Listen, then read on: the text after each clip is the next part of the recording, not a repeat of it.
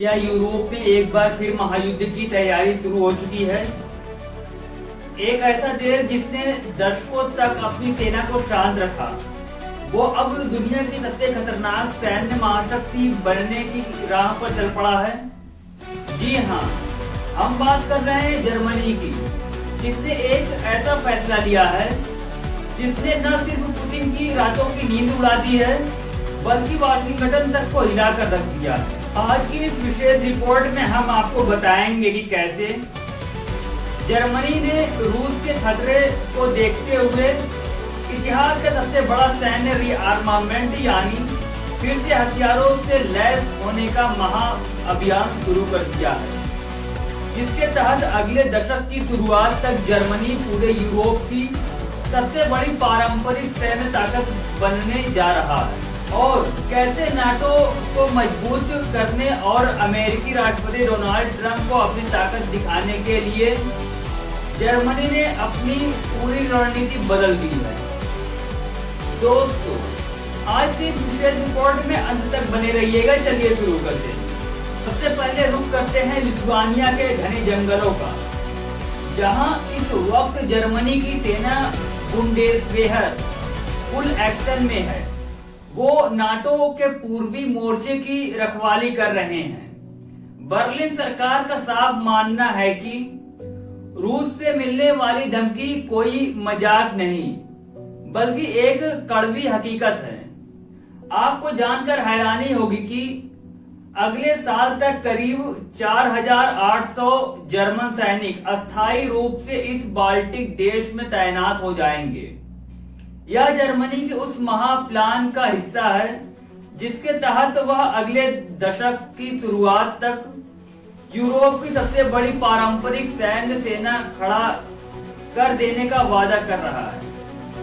Germany का यह कदम अमेरिकी राष्ट्रपति डोनाल्ड ट्रंप को यह भरोसा दिलाने के लिए भी है कि यूरोप अब अपनी सुरक्षा खुद करने के लिए पूरी तरह तैयार है। लेकिन दोस्तों, यह सब इतना आसान नहीं था। जर्मनी को अपनी सुरक्षा के लिए इतना बड़ा कदम उठाने के लिए अपने खुद के संविधान में संशोधन तक करना पड़ा, ताकि वे रक्षा बजट के लिए भारी कर्ज ले सके। जर्मनी ने पिछले साल तय किए गए 3.5% के रक्षा बजट लक्ष्य को छूने की ठान ली है। इतना ही नहीं, देश में नेशनल सर्विस यानी सैन्य सेवा को दोबारा से पेश कर दिया गया है। अब हर 18 साल के युवा लड़के के लिए यह बताना अनिवार्य कर दिया गया है कि क्या वे सेना में सेवा देने के लिए तैयार हैं या नहीं। हालांकि शुरुआती सर्वे चौंकाने वाले हैं। सिर्फ 20% यानी 5 में से 1 युवा ने ही इसके लिए हाँ कहा है, जो सरकार के लिए एक बड़ी चुनौती बन सकता है। वहां की धूर वामपंथी पार्टी डी लिंके ने सरकार के इस कदम को बेहद खतरनाक बताया है। पार्टी के नेताओं का कहना है कि रूस के जवाब में खुद को हथियारों से पाट लेना एक आत्मघाती कदम है, जिससे हथियारों की ऐसी होड़ शुरू होगी जिसके नतीजे बेहद विनाशकारी हो सकते हैं। ठीक वैसे ही जैसे कभी अमेरिका और सोवियत संघ के बीच शीत युद्ध के दौरान हुआ था।